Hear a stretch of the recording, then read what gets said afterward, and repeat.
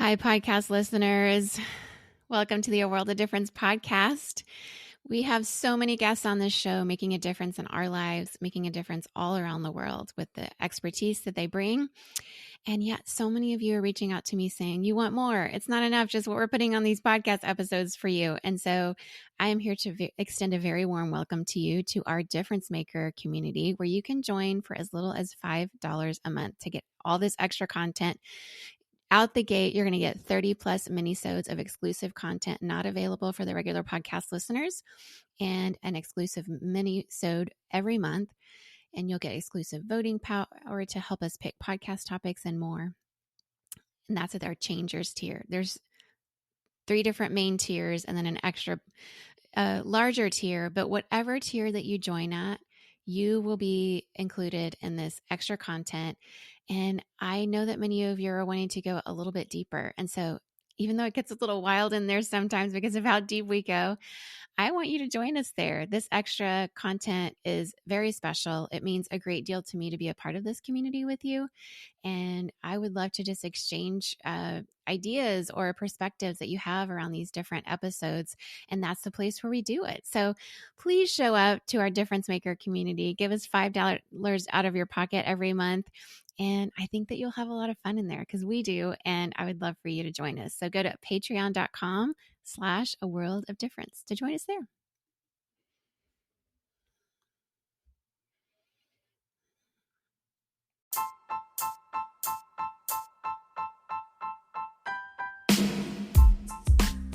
Welcome to the A World of Difference podcast. I'm your hostess, Lori Adams Brown, and this is episode 16.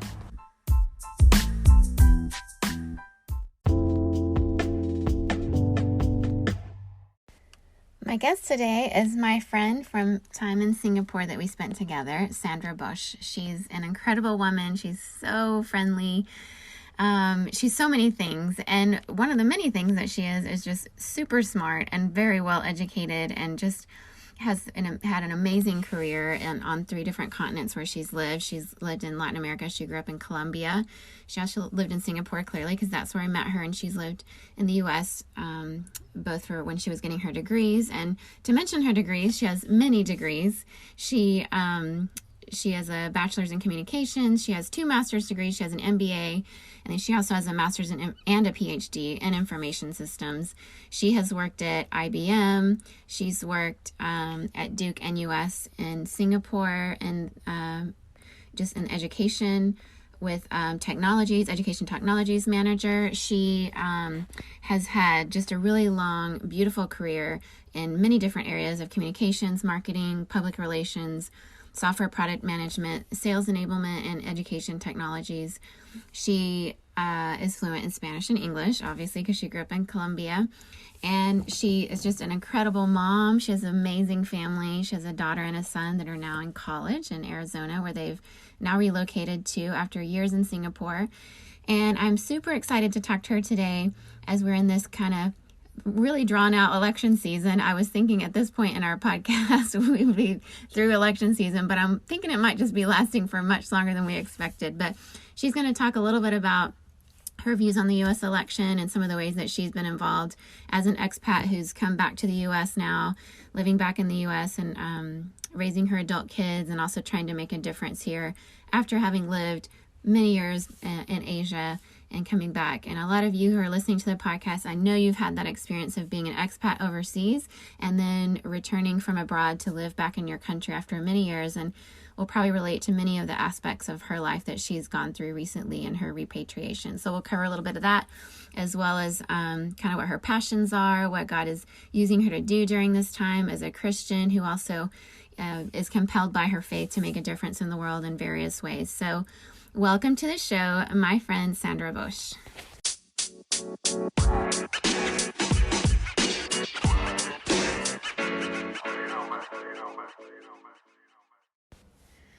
Hi, Sandra. Thanks for being on the podcast. Hi, Lori. It's my pleasure.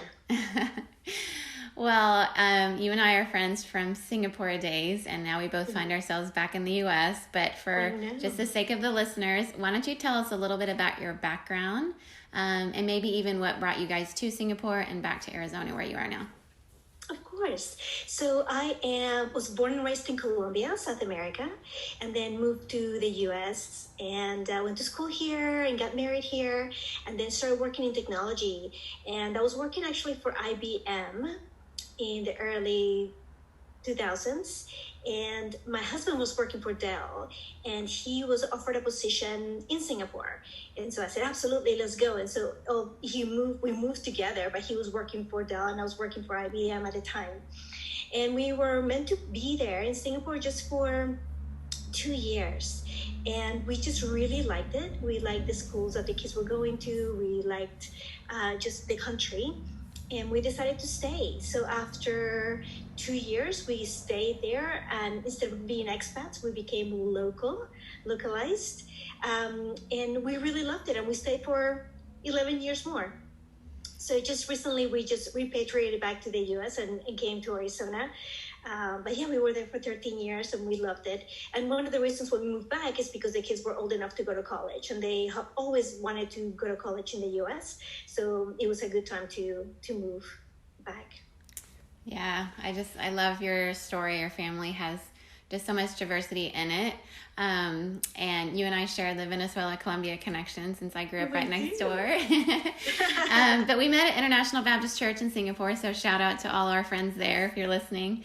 And we both find ourselves back in the United States in a really strange, weird year of 2020.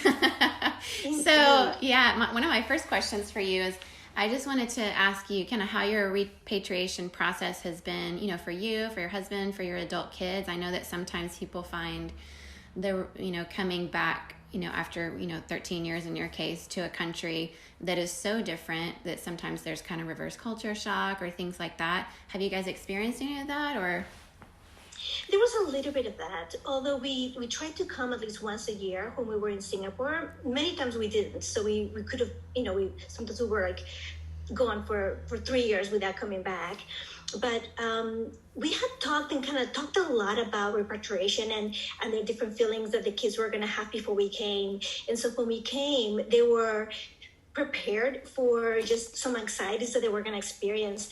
They look American, they speak perfect English, but they're not American. They did not live in the US. Yeah. Also, they're a little bit more conservative in their views and in their actions, because we lived in Singapore and we were so involved with our church that we didn't see a lot of things that are so prevalent here. And so it was quite interesting to come back, and we had a lot of discussions. We talked a lot about a lot of different things, and it was very interesting. It took us a little bit to get settled, but the kids really did really, really well. Because of COVID, obviously repatriation was a little bit harder. Chris, my husband, was in Singapore and he couldn't come back with us when we came, and it took him 10 months to get here. Wow. And so he was able to finally come back in May, and so we missed him quite a bit. So we had never been separated from one another for that amount of time, and so being without him for 10 months while we were repatriating and getting settled here was quite difficult, and we missed him terribly, and he missed us as well. So that was a little bit difficult, but now we're together and we're really happy. The kids live in their own apartments close to campus, and we're empty nesters, although not really, because they come home every weekend, which is beautiful. Right. But yeah, we have a cute little house in Arizona, and we are really enjoying life. That's so awesome. I just can't imagine how hard that was for those 10 months of being separated. COVID really did make things so much more additionally challenging when it comes to global travel, and to repatriate in that process has to have been so hard. I totally relate to the conservative nature of Singapore with our kids. I didn't realize how sheltered my kids were until we moved to California, and they didn't even know the most basic of things. It's like, you can't just leave your phone sitting on a table. Somebody will take that, right? You can't, it's so safe there. We're so used to such a low crime rate there. And then, my oldest son, when he started high school here last year, there was a person in a gang, and he didn't even know what that was. It's just Yes. What's happening? And then yesterday, my daughter, even though they're in online school, she had to walk over to her middle school for a little in-person study group she's been doing for the last 2 days. So it's very new, for 9 months, they've just been basically online totally. And then she walked up to the middle school and there were people doing drugs in front of her school, and she was horrified. She almost had a panic attack. Like, we're just not used to seeing those kinds of things. So my kids, that's been our biggest culture shock, is just, learning about a place that's not safe, like what we're used to in Singapore. It's very challenging as a family.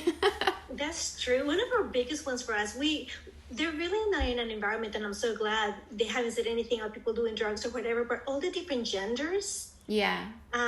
Is something very new. We had not talked about that. We had talked about so many things, right, but we had not talked about that. And so we were like, they would come home and like, I just met someone today that said that or whatever. We would actually look it up. We would Google it to have a better understanding of what that meant, because right, we were just a bit ignorant. Yeah. We really had not experienced that. So now we're good, but we had to educate ourselves. Yeah, for sure. On the reality of life and the reality of the people that they were going to be meeting in college. Oh my goodness. Yeah, that is so true. Yeah, that we were really sheltered from that in Singapore because, gay marriage isn't even legalized, and it's very Victorian in a lot of ways there about those kind of conversations. So yeah, I don't think my kids knew a whole lot either. So, but we're in the Bay Area, so it was a fast learning curve, and we have a lot of people that we love and care for that express themselves very differently, and it's just, we can love people even if we don't even understand everything. That's kind of the whole gig, right? Is we don't have to agree or even understand someone's situation to be a loving friend and neighbor. So that's been a good opportunity for my kids as well. Well, I want to move on from... Let me just say that I completely agree with that. And we are all about love. Yep. So we are believers, we're Christians, we're strong in our faith, but we absolutely believe that our job here is to love. Yep. To love one another, and God will take care of everything else. So that's our stand as well. Yes. Well, it's a good one. It doesn't solve everything, but it solves a lot. I mean, they do say love covers a multitude of sins, so hopefully that's the truth. Well, so I'm really interested on this aspect of it because you, originally from Colombia, and you came to the U.S., and then you were an expat also, and now you've repatriated. So you've had several experiences when it comes to just the immigration idea, You've immigrated to Singapore, now you're back here, originally from Colombia. So as you're back in the U.S. right now, and you've been observing some of the things going on with immigrants in the U.S., how do you process that based on your own experience? Oh, that is such a big topic. It and is. There are so many feelings there. Mm-hmm. I feel like it's very sad what happened in the last 4 years as far as immigration is concerned. I think that we have been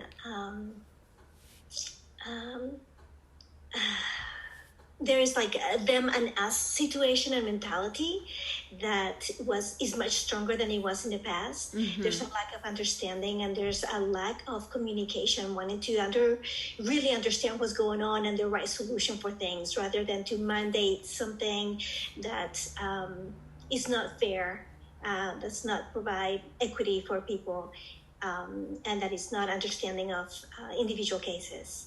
So, but it's a big thing. Yeah, I agree. It's so heavy. It's so complex. And one of the parts of, just for me personally, I will never understand what it's like to be an asylum seeker. At least I hope not. I hope I'm never in a situation where I have to experience that. But, for those who are in that category, my heart just breaks, right? Even for what has gone on now, that we've pretty much shut down asylum cases in the U.S. in the last few years. And I just know how hard it was to come to the U.S., a place where I have a passport and I'm a citizen, even though I haven't lived here very much.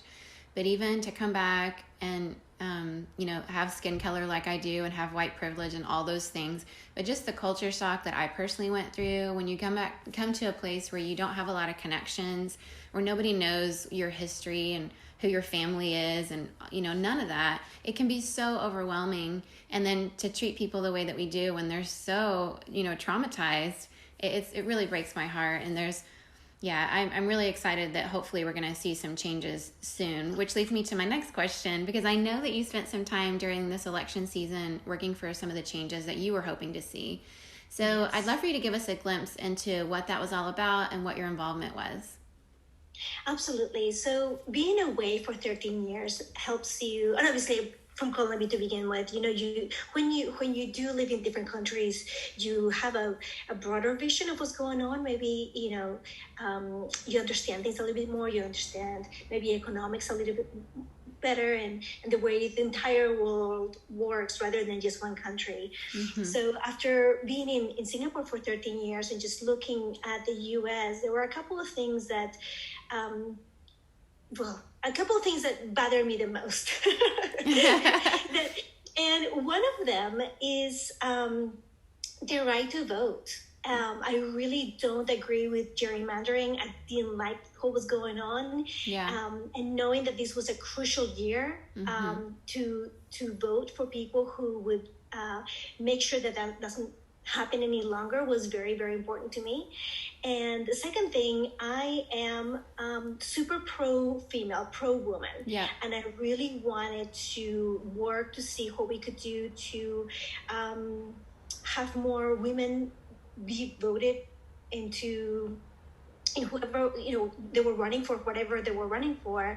I just wanted to support women candidates. So those were the two things that while I was in Singapore, I was thinking, once I go back to the US, I would really like to work with something regarding these two things.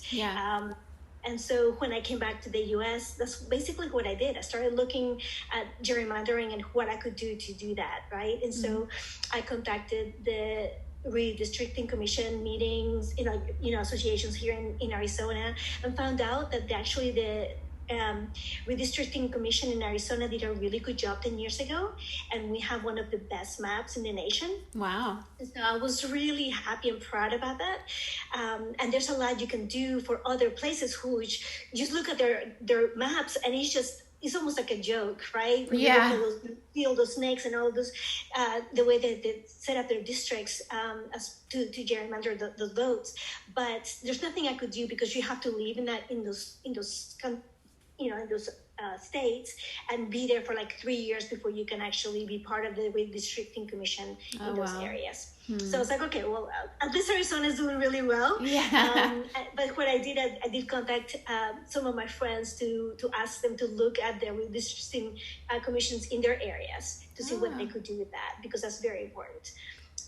Then I went to my number 2 thing, right, which is inequity for women in the office. So I started looking at how to support these women, and I started working with the Electing Women Alliance, the EWA.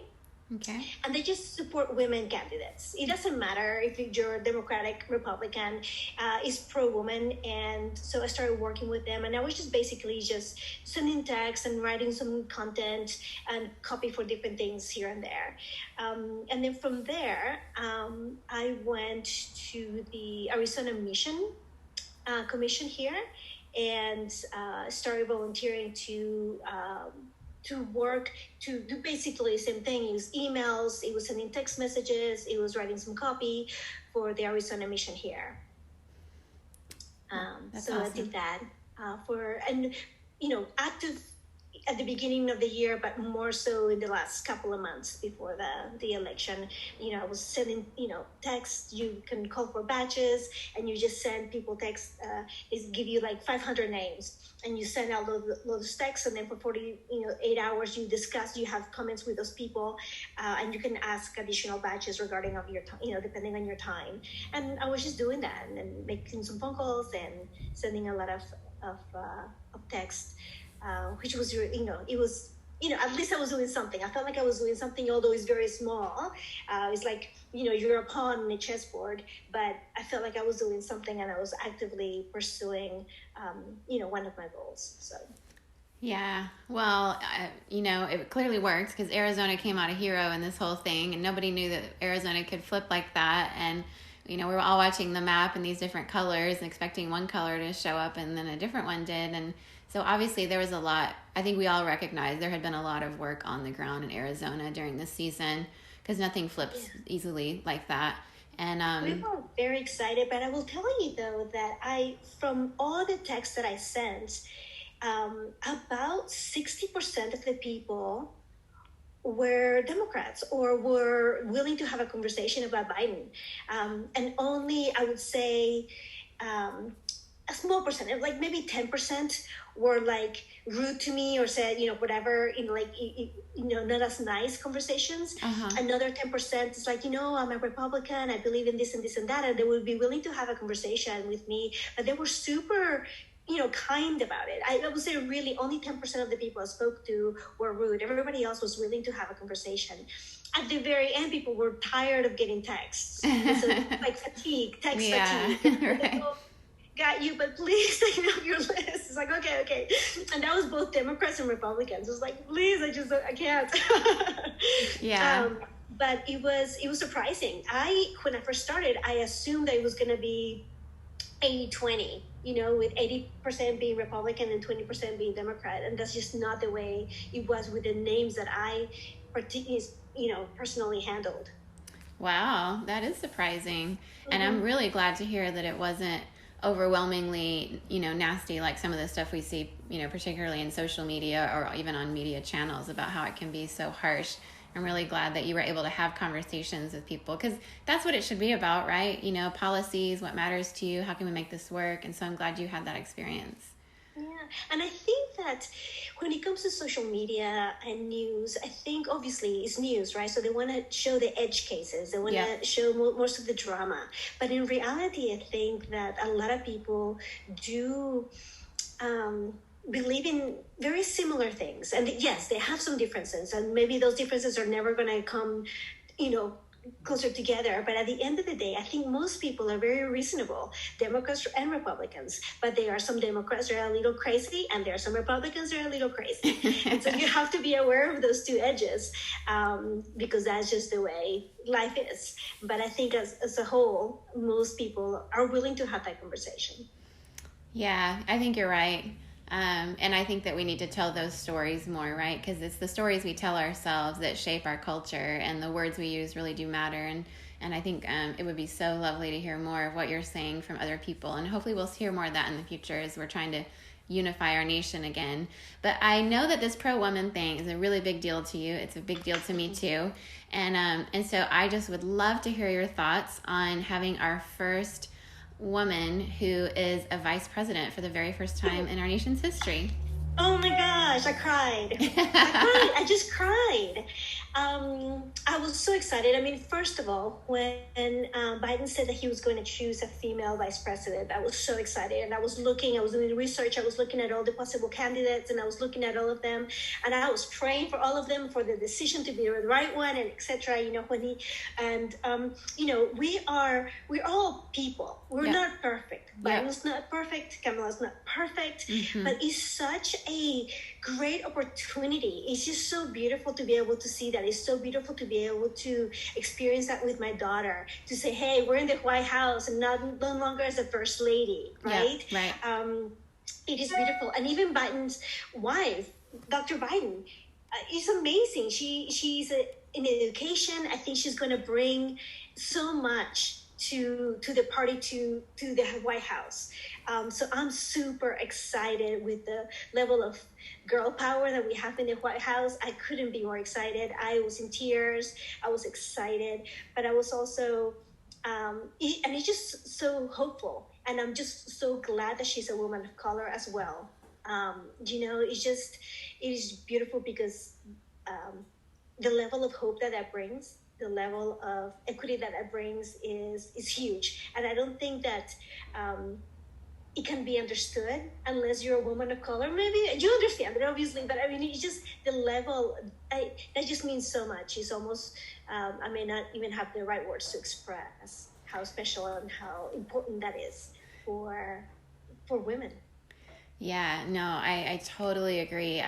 It was a huge thing just to get a woman vice president, and it was an additionally huge for her to be a Black woman, an Indian American woman, and just like you said, our first lady for the first time in our nation's history is going to be working full time outside the White House, and that's a huge monumental shift of what it just means to have your own dreams as a woman. Can still be married and fully a part of a family and still be a mom and still be a wife, but have your own dreams that aren't necessarily the same dreams as your husband, and support each other. So we're seeing, Kamala Harris show us that, and we're also seeing Dr. Jill Biden show us that. And I mean, you and I have lots of Indian women friends from our time in Singapore, and they just bring such a rich culture. It's so exciting on multiple levels. It's a lot of firsts to celebrate, and my daughter and I the same. Like we were longing and waiting, but I would say my sons and my husband were too. They don't want to have to bear the weight of the world alone. They weren't meant to. Like women contribute a lot. They need us. We need them. And it's really exciting to see kind of more partnership happening at the high levels of our government. Yeah, I adore that. And also the level of respect that shows. Yep. You know, the absolute level of respect. You are your own person. I'm going to back you like you're going to back me. And we're equal in this. That is beautiful as well. I'm just so excited about that. It was kind of interesting because I was watching during the election. I was watching this ABC show and actually posted it on social media as well. I'll link to it. But it was an interview with 8 women who were running, women of color, who were running for whatever in different places. And they were talking about the reality of running and the fact that they would be asked, the questions that were asked were about their wardrobe or what are you going to do with your daughter? One of a beautiful Republican lady that was running, I can't remember which state or what position, but she said, I have a 4-year-old, but I am married. Nobody would ask my husband if he was running what he would do with his daughter, but they're asking me what I'm doing with my daughter. And that is, you know, it was talking about the respect to her and the respect to her husband. It's like, yeah, he can handle the 4-year-old just like she could have handled the 4-year-old. And they're a partnership and he supports her fully and the family will be fine, you know? But there's just a different perspective if you're female and you're running. And I just thought that it was a beautiful piece, and I posted it because I just thought it was fantastic. Just to look at how these women are, what they feel, what they've experienced, and not only that, but also how that unites them. And also they were talking about specific things that were important to them. So, and this other beautiful woman, Black woman, she's also Republican. She was talking about the fact that even though she's a Republican, she believes in over-the-counter birth control. And that's not something, you know, and it was like, and I am super happy. I would be so glad to go in and start working with people, with Democrats on that, you know? So I am a woman. I believe in this. And just because I'm a Republican doesn't mean that I don't have specific views on specific topics. I do. And so that was beautiful as well. So that was excellent. I love that because there's communication happening. There's openness. There's listening that is happening there rather than just giving somebody some time and thinking about how you're going to rebuke that because you're not the same, but it's unity. Yeah, it's so good. I saw that exact same episode and I was just marveling at like, wow, you know, it's beautiful to see so many women of color running. I know even the Republicans elected more women than they had in the past because they recognized that they didn't have as many, and so they were trying to push in that direction. And so they were talking about that on that ABC News special. And I love that there's nuances that are shocking and that don't fit the stereotype, right? Because that's one of the problems right now is that people will find out you voted for a particular candidate and then they automatically put you in this box in their head that you cannot get out of, even if you aren't a part of it. And it's just not, it's unfair to people. It's unfair to our policies and who we are because we're complicated human beings. And I just think that women are going to naturally push those boundaries because, you know, we might lead like men in a lot of ways, but, you know, we are socialized somewhat differently from, you know, the moment we're babies until we grow up, or we're socialized in different ways. And so we bring different types of leadership in, which is often more relational, often not just saying we did it by ourselves, which I did appreciate that about, even though I don't really like it when they talk about women's clothing and it drives me nuts too. I get that in my job as well. But I will give everybody a pass on the fact that she wore her suffragette white, Kamala did, when she gave her speech, because we all knew what that meant. All the women knew that she's like, it's not just me. This is over 100 years of history that I'm standing on the shoulders of people for. And I think we need people at the high levels of government that are saying those things, not like, I did this myself, I'm awesome, I'm amazing, but just knowing we need each other. We need diversity. We need to talk more about equity. We need to show it. And I think that, you know, when it comes to those questions, like for women, what about your kids? You're a wife, you're a mom. I mean, I've gotten those throughout my career. It's not fair. My husband never gets those. Like, it's just assumed he'll have dinner waiting for him when he gets home. It'll be me doing all the housework and homeschooling or whatever has to happen. But he never gets those questions. And we do share a lot of our household work. So, I mean, in some ways it even affects him because people just assume that he's coming home to all these things done at home so he can work overtime all the time and like do more than a full-time job because surely his wife is taking care of everything. So it really affects both of us. Those stereotypes are not helpful for families, for couples, for individuals. And so hopefully women like Kamala Harris and Dr. Jill Biden are going to help us burst some of those stereotypes because it's only going to help our daughters and our sons in the future. I completely agree. As a woman of color in technology, I would be in a room with, 30 to 40 men, and I would be the only woman, much less of color, right? Yeah. And when we were traveling, I had several jobs where I was traveling maybe 60% of the time. And people make comments about my marriage, like, hey, you're not taking care of your husband, things like that, right? And I'm like, well, you're here traveling with me. Are you not taking care of your wife? Yeah. So it was definitely two-sided. But yes, absolutely. I think that all these little steps, all this little bit of breaking of glass are so important. And I think that we will continue to move forward. And hopefully one day there will be no more firsts because you will be a true representation of what the U.S. is in office and in the business place. Yes. Oh, man, I totally agree with that.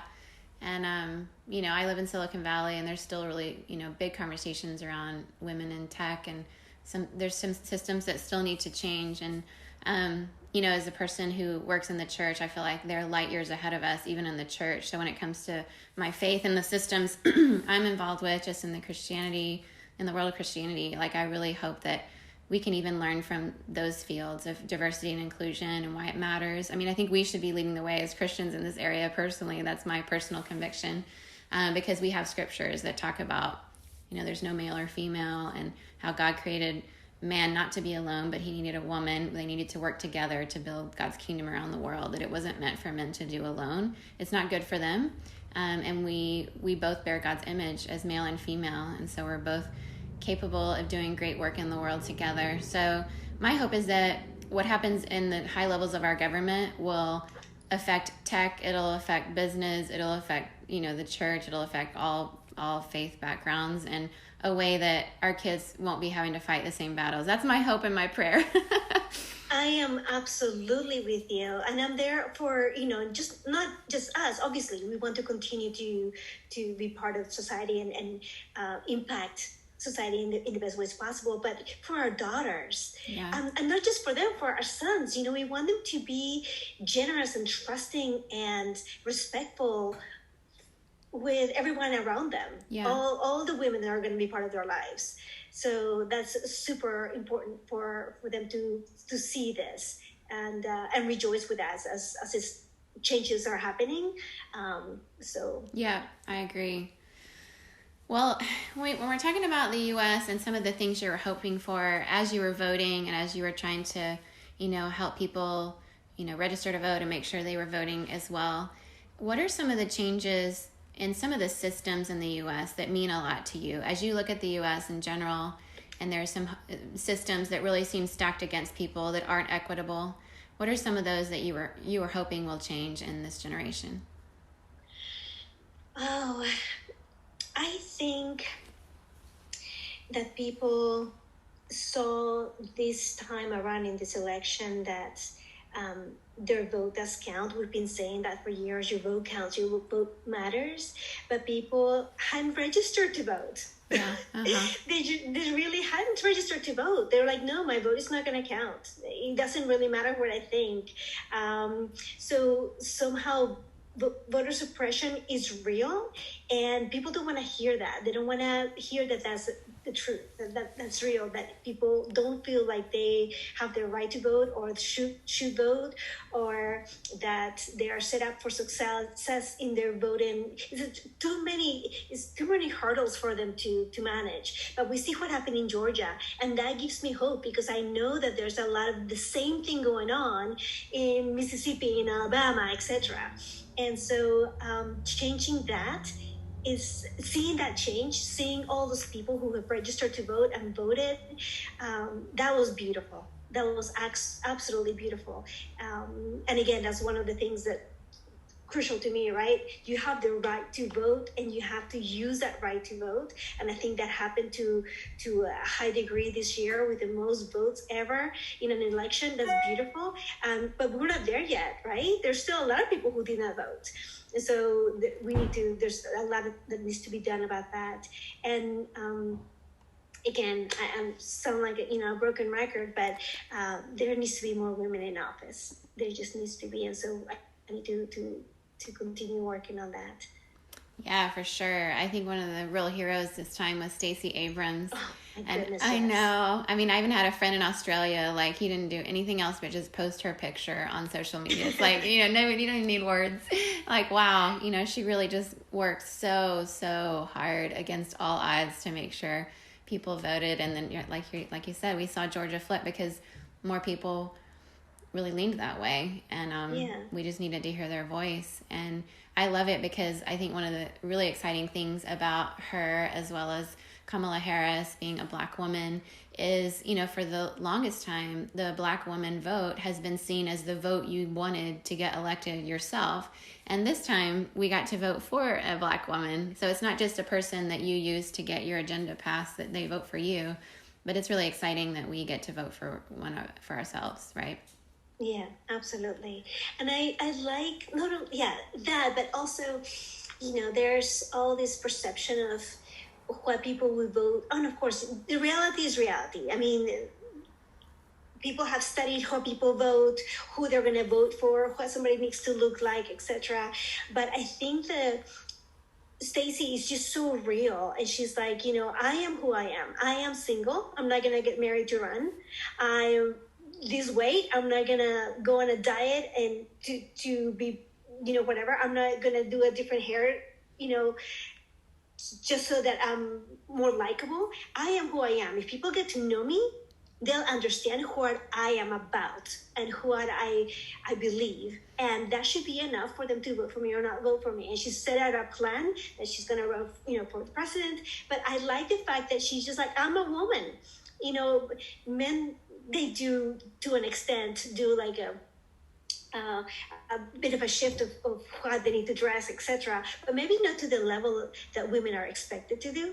And I like that she was vocal with that. She said, this is who I am, and I can still be president of the United States just like I am. And I think that brings additional power to women to be who we are at every point. Be who we are for us. And that is absolutely enough. Yeah, I love it. She is such a fierce, strong leader, and we just appreciate authenticity when we see it in a leader. It's so contagious, and even that vulnerability, it's super attractive. I mean, no matter what we say about how we want someone to look or that we want them to be married and all that, I think at the end of the day, we just want somebody to be real. And like you said, there are some gender stereotypes that make it harder for women. But man, as a woman, I need women leading me and pushing me in that direction. And I don't want to have to be the only one doing it. And so we all feel, just like we can breathe when we see someone doing that. Because we all just want to be ourselves. Nobody wants to have to fake it or pretend they're a certain way. It doesn't last. It's not sustainable. And it's a lot of pressure in addition to the pressure of just being a woman leading, right? Absolutely. Yeah. And then one more thing that I just kind of wanted to add. I think that this year was very obvious. Well, to me, it was very obvious. But a lot of things, came up about systemic racism. Yeah. And I think that people don't quite know what to do with that. It's hard to look internally and say, oh my gosh, I've been a racist, or no, of course I've never been a racist, or I'm not a racist, I just do this and this and that. And to look at internally and look at the actions that you've taken, what your beliefs are, how you react to specific things. is painful. Yeah. And I think that that's a really good conversation and something that needs to, as a system, needs to change. But we are beginning to address it. And I think that's good, but it's going to be messy for a while yet. A lot of things need to change. And it's one of these things that are like big monsters. You don't even know how to attack it, right? Yeah. It's like you can't make a plan for it because it's just such a big problem that you can't come up with a solution. You just have to start digging into it to try to figure out small solutions for small problems that you can reach, and then continue deeper until it's resolved. But it is a truth. It is a fact. It is real, and we need to address it. Yes, I could not agree more. I'm super hopeful this year for the first time, even though it was really difficult to deal with some of the things that happened with George Floyd, and then, subsequently, I think it did provide an opportunity in a new way in this generation to revisit some of the nitty-gritty, messy, uncomfortable conversations that need to be taking place. And I think a lot of it, even centers around voting. One of the things I've observed being back in the U.S. is, in churches in particular, like my Black friends and Black churches, they very often talk about voting and changing systems through voting because a lot is stacked against them. Whereas in kind of more white church spaces, it's kind of like, there may be a particular issue, probably like abortion, for example, that would motivate people to vote. But there's even a lot of people who just don't, because not a whole lot would change for them personally, whether one candidate or another candidate wins. But there are people within the United States, immigrants being, one, who are waiting on the border to, have their asylum cases listened to. And they were, my mom and I were passing around videos on the election night. They were singing songs I grew up singing in Spanish in my church. Mm. And they were praying and hoping, because who got elected really mattered. It was going to change a lot for them, because the system is completely stacked against their hope of the American dream. And so there's a lot of people in this nation that, you could vote for one person or the other, or not vote at all, and not a whole lot would change. But there are many people, when it comes to especially systemic racism, for whom this really matters. And it's part of the reason it motivates me to vote, even though certainly as a woman, things could make a difference for me. But because of being a white woman, or because of being white, there's not a real system stacked against me, because hierarchically I would be, sort of at the top just because of how I look and the privilege that entails. But I think with privilege comes responsibility. And so when I vote, I don't just vote thinking about myself and my bank account and how that's going to be better. I really could care less about that. But I vote for all those who don't have a voice and who do need the systems to change, and try to consider those policies as carefully as I can, because there is a lot stacked against people. And so I think even racism plays into how we vote a lot of times. Absolutely right. And you're absolutely right. That's exactly how I voted as well, and I continue to vote. I think who's going to be impacted and how are they going to be impacted by this? Because it really does not matter to me. It does not affect me. I am privileged as well. Education, career woman in technology, PhD, it does things, I'll be okay. Yeah. But a lot of people are not going to be okay. And so you look at who's going to be affected and who's being affected now, and how we can ease their lives, how we can make changes, how we can be impactful in society in a better way. And a lot of people think that there's nothing needs to be changed because they're not going to be impacted. But the people who are suffering obviously need a change. And those are the ones that we need to, focus on. Yeah, for sure. Well, it's a very controversial conversation in a lot of circles, definitely. And so that brings me to my next question, which is, there is a lot of, disunity. I think we all saw that on the map. There are multiple ways to experience what it means to live in America right now. And it feels really almost half and half in a lot of ways, divided, red and blue. And even within Christianity, it's not... It feels very divided in a lot of ways. So I was just wondering how your faith impacts how you handle some of those really difficult conversations, maybe even around politics, where you maybe get misunderstood or people put you in a box. How do you process that as a woman of faith, and what have you found helpful to navigate those conversations? Okay, so that's an excellent question. I will say that most of my family and I don't agree in politics, but I will also say that everybody in my family knows basically where I stand. But when I've had those conversations, is all with love, just as we were talking about at the beginning of the podcast. It's about love. You love one another. And so not only do I love my kids, my family, but I love my entire family, and it doesn't matter how what we believe in, but it's a conversation in love. So if you're having a conversation in love and discussion in love, it could be about something super, that it could just be super difficult, like abortion, right? Mm-hmm. We can have different views if we are having a discussion in love. So I've had these discussions, right? And we've had those conversations, and, it's like, we love everyone. And I love you. And let's talk about this. If you want to talk about this, let's talk about it. But, we don't want, our relationship is still going to be the same. And we're going to leave this conversation with, and I love you and I'll talk to you tomorrow, type of situation. So it has to be done like that. It's got to be done with a language of love. It can't be, there's no name calling. It's just an exchange of ideas, and it's got to be like that. So for me, I'm always very open with, like, I love you, I adore you, and this conversation hopefully is not going to change your perception of that love that I have for you. So if you want to have that conversation, let's have that conversation. Normally, I'm not the one to start the conversation. I start the conversation about the fact that I have different views. And I just want to be aware that they know that I have different views. And then normally is my friends or family who bring up, but what about this? And so then I say, okay, fine, let's have the conversation, because I would really love for you to understand why I believe this. And then we have that conversation, but it is in love, and a lot of grace.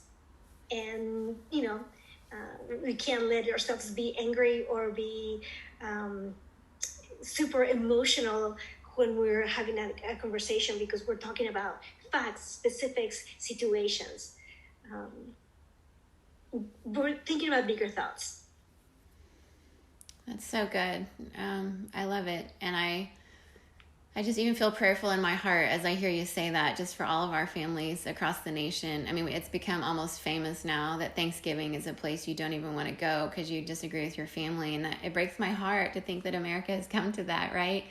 And so, yeah, even as you say that, I'm just thinking of all those families in a few weeks trying to sit down at the Thanksgiving dinner table and having to have superficial conversations because they can't disagree and love with each other. And so, yeah, it gives me new hope that if we're feeling led in these directions, that maybe God is trying to do something different in our nation this time, and bring families back together to maybe not agree, but to, above all else, right, love. 1 Corinthians 13 reminds us of that. You can do all these amazing things, you can speak in these amazing languages, but if you don't have love for each other, you have nothing, right?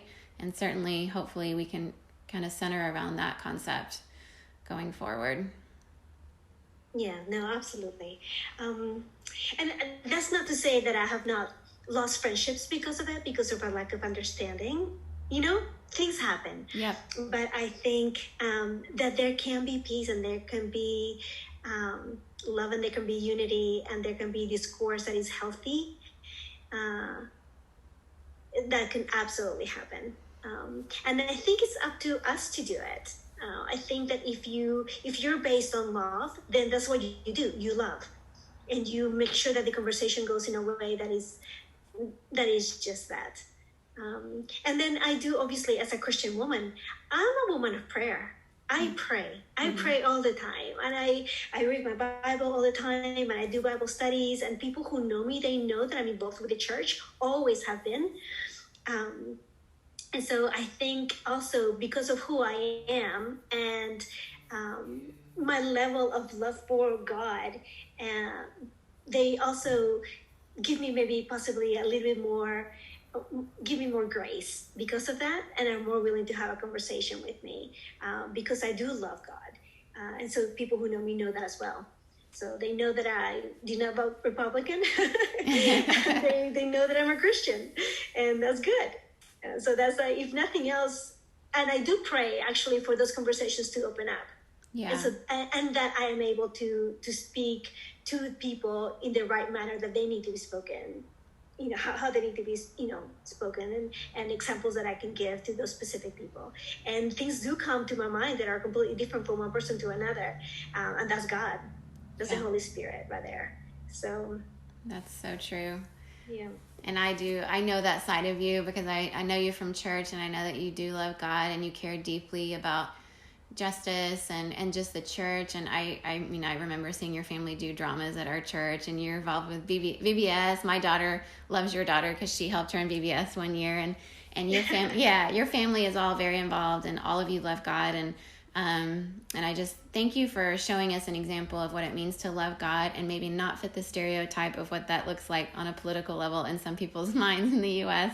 You've given us a lot to think about today, and you've shown us by your life and your leadership and the words that are clearly based on love that God has given you for others, what it looks like to care for people, not just in our words, but to fight on their behalf for systems to change from the government level all the way down. And so I just appreciate all of your insights today. It's been extremely fun to contact you again and to hear how your life is going well. And I just wish you and your family all the very best.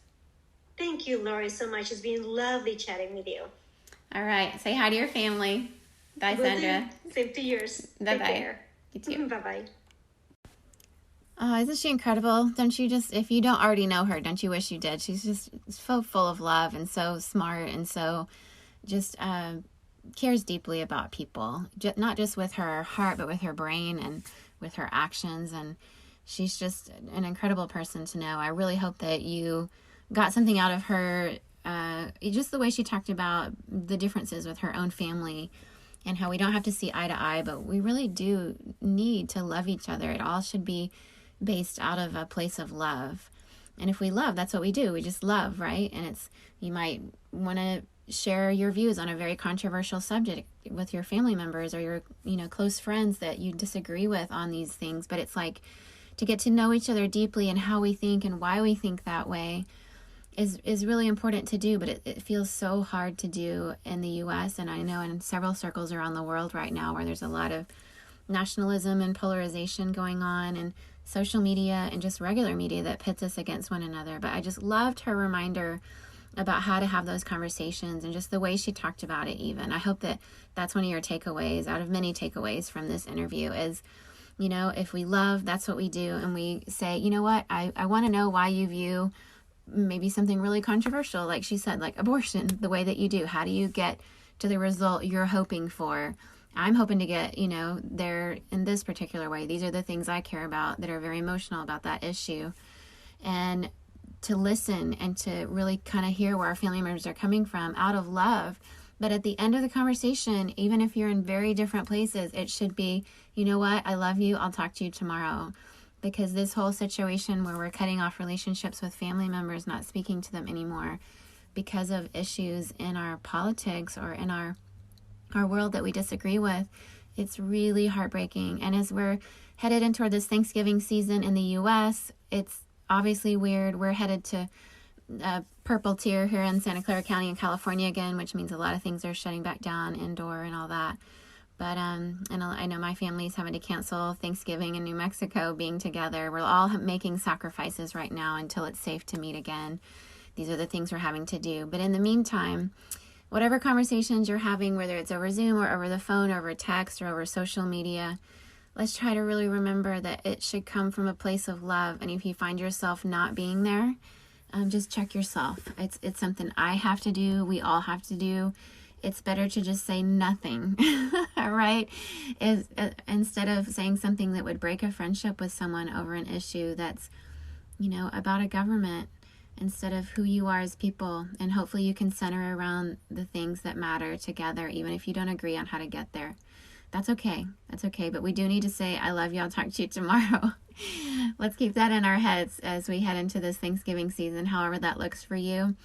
And I just pray blessings on all of us right now. It is tough. The U.S. is starting to shut back down in different ways because of COVID just getting rampant, even worse than before. In some places, Europe's having a similar situation, and even parts of Asia are having trouble. And this great news about the vaccine coming out has given us real, hope that something could change at some point. But in the meantime, none of us are our best selves right now. Let's give each other a lot of grace and a lot of love. And try to remember that in our conversations with each other, whether they're online or in person. Next week, stay tuned for a brand new series called a Faith and Work series. We're just going to talk to different people about what their work is, what they do, and how their own faith compels them in their workplace to work in a way that would be different if they didn't have any faith at all. And so we're going to talk to a couple people next week that are my friends here in the Silicon Valley that I met here in my church. And one of them, Megan Habercorn, she works at Google. And then Victoria Fischel is an oncology nurse at one of the hospitals here. Both of these wonderful women are from Texas originally, but moved here to California and are just making a real difference in their jobs and outside of their jobs and volunteering in the community through our church in different ways. So you're in for a treat. You do not want to miss this. It's going to be a really exciting interview as we kick off the Faith and Work series. So if you know anybody that would benefit from this conversation, or if you want to listen to it with someone else to spur on conversations about maybe your career path or how things are going for you at work right now, or how you can show up as a person of faith at work, this is a really good series for you to tune into. And I hope you'll get a lot out of it. All right, take care, everybody. Stay safe, stay healthy, and try to remember to just love yourself and love each other well during this time. God bless everybody. Bye-bye. As we're finishing this episode, if you're thinking, I really wish I could learn more or go a little bit deeper, well, that's what our Difference Maker community is for. I would love to welcome you in to join the rest of us there. Once again, it's only $5 a month to join, the price of a latte at your local coffee shop. You can join at our Changers tier. Difference Makers is a community that really means so much to me. It's very special because each time I have a guest on the show, I record something outside of what we give to just the regular podcast audience, where we go a little bit deeper, and then I post those video episodes in this community and we can discuss them. But also at the very beginning tier, which is our Changers tier of this community, you'll get exclusive voting power and help pick podcast topics that give us, more of what we want from your perspective. You'll have access to exclusive 30 plus mini-sodes that aren't out there for the general public. And you'll get every month an exclusive monthly bonus mini-sode. At our Groundbreakers level, which is $10 a month, you can join and get all of that, but also priority access to submit questions to the podcast. And you'll get an additional 2 exclusive monthly bonus mini-sodes. And at our Trailblazers tier, which is $15 a month, the price of 3 lattes a month, you can get all of that, plus also 3 exclusive monthly bonus minisodes, and a patron shout out. So I would love for you to join us at any of those tiers. It'll help you come into this community, be in the midst of all of us, other difference makers, and we'd love to hear your perspective. I certainly would. It's a place to engage more with me and the audience around what you like, what you're resonating with, and once again, go deeper with each of our guests. So please join us in this membership community. I would love to hear your perspective and love to share this extra content with you. So show up at patreon.com/a world of difference.